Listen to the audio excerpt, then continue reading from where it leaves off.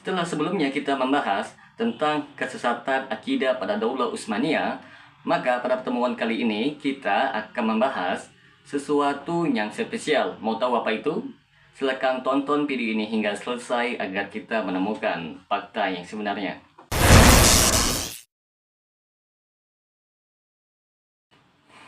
Assalamualaikum warahmatullahi wabarakatuh. Jumpa lagi dengan saya Rio Mulyadi di channel Manhaj Dakwah. Pada episode kali ini kita akan membahas tentang Sultan Muhammad Al-Fatih. Muhammad Al-Fatih dia adalah seorang Sultan Muhammad yang kedua.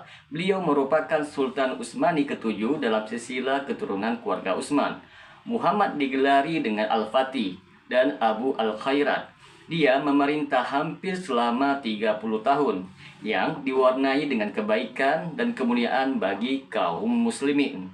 Muhammad Al-Fatih memangku Kesultanan Utsmani setelah ayahnya wafat pada tanggal 16 bulan Muharram tahun 855 Hijriah, bertepatan dengan tanggal 18 Februari tahun 1451 Masehi. Waktu itu umurnya baru menjelang 22 tahun. Sultan Muhammad Al-Fatih sendiri memiliki kepribadian yang sangat komplit, sebuah pribadi yang menggabungkan antara kekuatan dan keadilan. Saat mudanya dia telah banyak mengungguli teman-temannya dalam menyerap dan menangkap ilmu pengetahuan. Dia banyak menuntut ilmu di sekolah untuk anak pejabat. Dia memiliki pengetahuan yang luas, khususnya dalam bahasa yang ada saat itu, dan pada saat yang sama memiliki kecenderungan yang besar terhadap buku-buku sejarah. Ini semua menambah kemantapan kepribadiannya dalam masalah manajemen dan administrasi negara, serta penguasaan medan dan strategi perang. Maka tak aneh bila di kemudian hari dia menjadi sosok yang demikian terkenal di dalam sejarah. Berkat keberhasilannya menaklukkan kota Konstantinopel, ia dijuluki dengan Al-Fatih, yang artinya sebenarnya dari kalimat ini adalah pembuka, namun yang lebih tepat diartikan sebagai sang penakluk. Dia menempuh kebijakan yang diwariskan oleh ayah dan kakek-kakeknya dalam hal ekspansi Islam.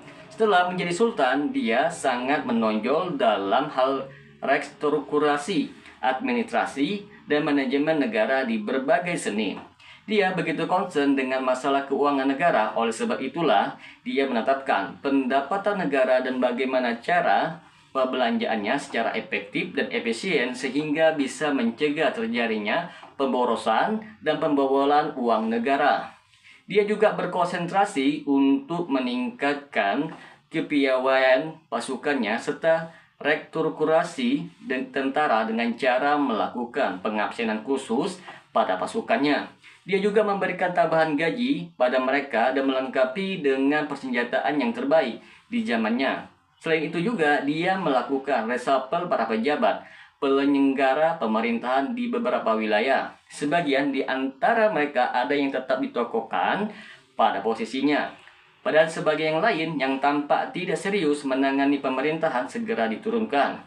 Dia telah melakukan peningkatan dari dalam bidang administrasi di dalam pemerintahan dengan memberi banyak pengalaman manajemen negara dan militer yang baik yang telah banyak membantu menjadikan negara berada dalam keadaan yang stabil dan maju. Tatkala dirasa konsolidasi internal tercapai, Muhammad Al-Fatih mulai melirik wilayah-wilayah yang berada di bawah kekuasaan Kristen di Eropa dengan tujuan untuk menaklukkan ekspansi kekuasaannya dan menyebarkan Islam di sana. Banyak faktor yang membuat keinginannya ini terrealisasi dengan baik, di antaranya adalah lemahnya kekaisaran Bizantium akibat adanya konflik dengan negara-negara Eropa yang lain. Demikian pula akibat adanya konflik internal yang merambah ke hampir seluruh wilayah yang ada di Eropa.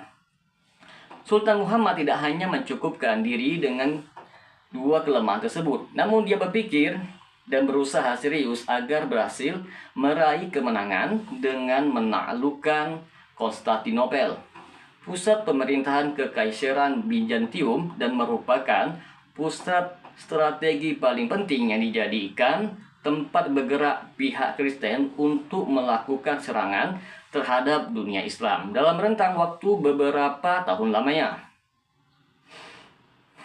Kota ini menjadi kebanggaan Kekaisaran Bizantium secara khusus dan orang-orang Kristen secara umumnya. Kini dia berusaha untuk menjadikan pusat kekuasaan Bizantium tersebut sebagai ibu kota pemerintahan Islam. Selain itu juga, ia berusaha merealisasikan apa yang sebelumnya belum bisa dicapai oleh para pendahulunya dan para jenderal pasukan Islam. Konstantinopel dianggap sebagai salah satu kota terpenting di dunia. Kota ini dibangun pada tahun 330 Masehi oleh Kaisar Bizantium Konstantin yang pertama. Konstantinopel memiliki posisi yang sangat penting di mata dunia hingga dikatakan andai kata dunia ini berbentuk satu kerajaan, maka Konstantinopel akan menjadi kota yang paling cocok untuk menjadi ibu kotanya. Sejak didirikannya, pemerintahan Bizantium telah menjadikannya sebagai ibu kota pemerintahan. Dia merupakan salah satu kota terbesar yang terpenting di dunia kala itu. Ketika kaum muslimin berjihad melawan kekaisaran Bizantium, Konstantinopel memiliki aspek strategi khusus dalam pertarungan saat itu. Itulah sebabnya Rasulullah telah memberikan kabar gembira dalam beberapa kali sabdanya bahwa kota itu akan bisa ditaklukkan, di antaranya adalah pada saat terjadi perang Khandaq. Makanya, para khalifah kaum muslimin berlomba-lomba untuk menaklukkannya dalam rentang waktu yang panjang, dengan harapan mereka mampu merealisasikan apa yang disabdakan oleh Nabi Shallallahu Alaihi Wasallam. Beliau bersabda, Konstantinopel akan bisa ditaklukkan di tangan seorang laki-laki. Maka orang yang memerintah di sana adalah sebaik-baik penguasa dan tentaranya adalah sebaik-baik tentara. Oleh sebab itulah kekuatan Islam akan selalu merambah ke sana sejak pemerintahan Muawiyah bin Abu Sufyan tahun 44 Hijriah, namun serangan itu belum berhasil. Serangan dilakukan berkali-kali silih berganti, namun semuanya mengalami nasib yang sama. Serangan paling besar dilakukan pada dinasti Umayyah, yaitu masa pemerintahan Sulaiman bin Abdul Malik pada tahun 98 Hijriah. Usaha-usaha untuk menaklukkan Konstantinopel terus berlanjut, di mana di masa awal Khalifah Abbasiyah berlangsung jihad yang demikian intensif untuk melawan pemerintahan Bizantium. Namun demikian, usaha ini belum sampai ke kota Konstantinopel, walaupun serangan itu telah menimbulkan gejolak di negeri Bizantium, khususnya serangan yang dilakukan oleh Harun ar-Rasyid pada tahun 190 Hijriah. Setelah itu, beberapa pemerintahan kecil Islam di Asia Kecil yang terpenting adalah pemerintahan Seljuk, yang kekuasaannya mencapai Asia Kecil telah melakukan hal yang sama sebagaimana pemimpinnya Alip Arslan pada tahun 455 sampai 565 Hijriah telah berhasil mengalahkan Kaisar Romanos dalam peperangan di Manjikat pada tahun 464 Hijriah. Dia berhasil ditawan dan dipenjarakan. Baru setelahnya berapa lama ia dilepaskan setelah berjanji akan membayar upeti tahunan untuk pemerintahan Seljuk. Ini menunjukkan adanya ketundukan sebagian besar kekaisaran Bizantium pada pemerintahan Islam Seljuk. Setelah pemerintahan Seljuk yang besar melemah, muncullah beberapa negara Seljuk, di antaranya pemerintahan Seljuk Romawi yang berada di Asia Kecil yang mampu meluaskan wilayahnya hingga ke pantai Ijah di sebelah barat. Setelah mampu melemahkan kekaisaran Romawi di awal abad ke-8 Hijriah atau ke-14 Masehi, pemerintahan Utsmani menggantikan pemerintahan Seljuk Romawi. Kembali berbagai upaya penaklukan Konstantinopel dilakukan pasukan Islam. Permulaannya dilakukan oleh Sultan Bayazid Sang Kilat yang dengan kekuatan dan pasukannya mampu mengepung Konstantinopel pada tahun 796 Hijriah. Sultan saat itu melakukan perjanjian dengan Kaisar dan menuntut dia untuk menyerahkan kota itu dengan cara damai pada kaum muslimin. Namun Kaisar mengulur-ngulur waktu dan berusaha untuk meminta bantuan pada negara-negara Eropa untuk menghadang serangan tentara Islam ke Konstantinopel. Pada saat bersamaan, tentara Mongolia di bawah pimpinan Timurleng menyerbu wilayah-wilayah yang berada di bawah kekuasaan Utsmani. Pasukan Timurleng melakukan pengerusakan. Peristiwa ini memaksa Sultan Bayazid menarik kekuatannya dan menarik pengepungan ke Konstantinopel untuk kemudian hari menghadapi pasukan Mongolia. Dia memimpin sendiri sisa-sisa pasukannya dalam menghadapi serangan tentara Mongol. Berkecamuklah pertempuran Ankara yang sangat masyhur, di mana Bayazid ditawan dan dia meninggal saat berstatus sebagai tawanan pada tahun 1402 Masehi. Akibatnya tercabiklah pemerintahan Utsmani untuk sementara dan terhenti pula lah pemikiran untuk menaklukkan kota Konstantinopel dalam jangka waktu yang cukup lama. Tatkala negara Utsmani kembali stabil, semangat jihad kembali berkobar di mana pada masa pemerintahan Murad kedua yang berkuasa pada tahun 824 hingga 863 Hijriah, beberapa kali usaha penaklukan kota Konstantinopel dilakukan. Bahkan di masa pemerintahannya, tentara Islam beberapa kali mampu mengepung kota ini. Pada saat itu teman-teman sekalian, Kaisar Bizantium berusaha menimbulkan api fitnah di tengah-tengah barisan kaum muslimin dengan memberi bantuan pada orang-orang yang melakukan pemberontakan terhadap sultan. Dengan cara ini, Kaisar Romawi mampu memecah konsentrasi pasukan Murad kedua dalam rangka menaklukkan kota Konstantinopel, sehingga tentara Turki Utsmani tidak mampu merealisasikan apa yang menjadi cita-cita Murad II kecuali di masa anaknya yang bernama Muhammad Al-Fatih, yang nantinya sejak masa ayahnya memerintah, Muhammad Al-Fatih telah terlibat dalam urusan kesultanan, di mana dia banyak terlibat dalam setiap bentrokan dengan pemerintahan Bizantium dalam kondisi yang berbeda-beda. Sebagaimana kita ketahui bersama, ia juga telah mengetahui bagaimana para pendahulunya telah berusaha untuk menaklukkan kota Konstantinopel. Bahkan dia sadar dengan sepenuhnya bagaimana usaha-usaha itu telah dilakukan secara berulang-ulang dalam masa pemerintahan Islam yang beragam. Dengan demikian teman-teman sekalian, sejak berkuasa pada tahun 855 Hijriah, dia Muhammad Al-Fatih langsung mengarahkan pandangannya untuk menaklukkan kota Konstantinopel. Didikan alim ulama yang diterima telah banyak menyumbangkan perkembangannya untuk mencintai Islam, memiliki iman yang kokoh dan keislaman yang baik, serta kecintaannya untuk mengamalkan apa yang ada di dalam Al-Quran dan Sunnah Rasulullah. Oleh sebab itulah dia tumbuh dan berkembang dengan komitmen yang demikian kuat terhadap syariat Islam, memiliki sifat takwa dan wara, mencintai ilmu dan ulama, serta bersemangat yang tinggi untuk menyebarkan ilmu pengetahuan.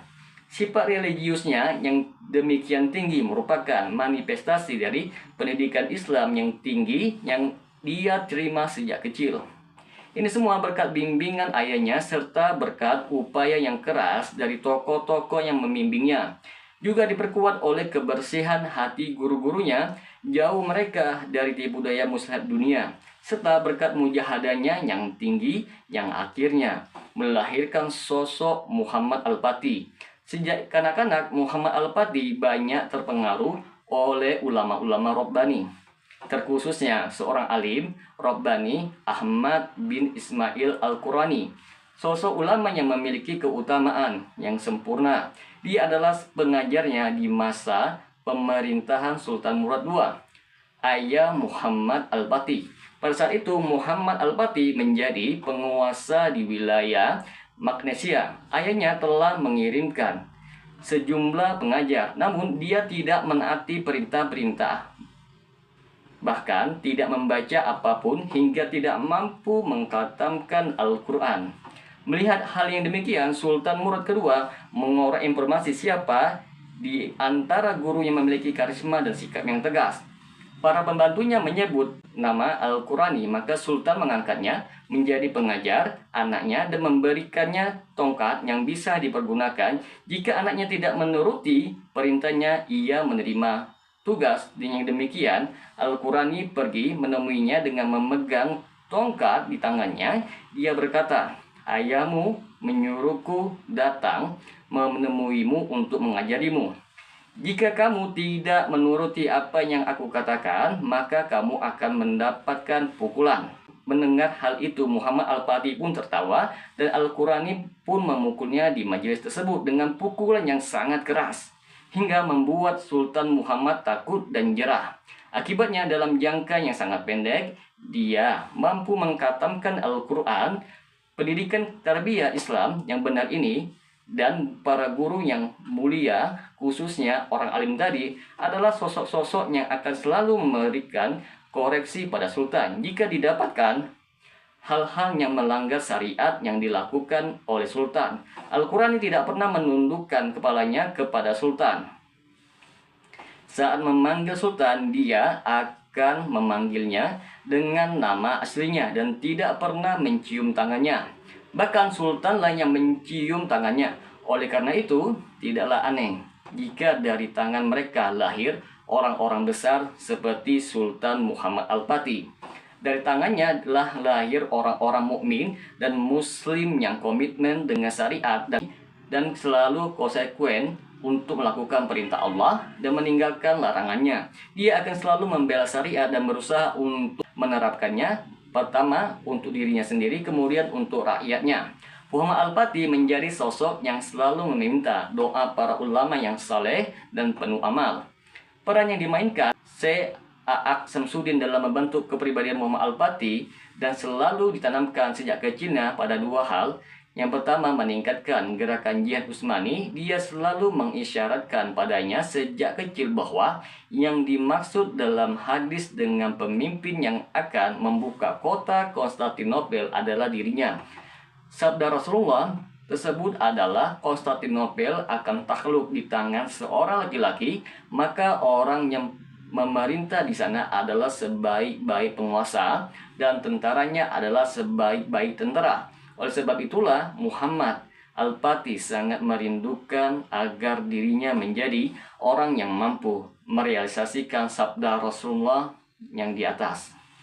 Semoga dengan sedikit penjelasan ini dapat memberikan manfaat bagi teman-teman sekalian. Dan apabila channel ini memberikan manfaat bagi teman-teman sekalian, silakan subscribe dan share. Semoga bermanfaat. Assalamualaikum warahmatullahi wabarakatuh.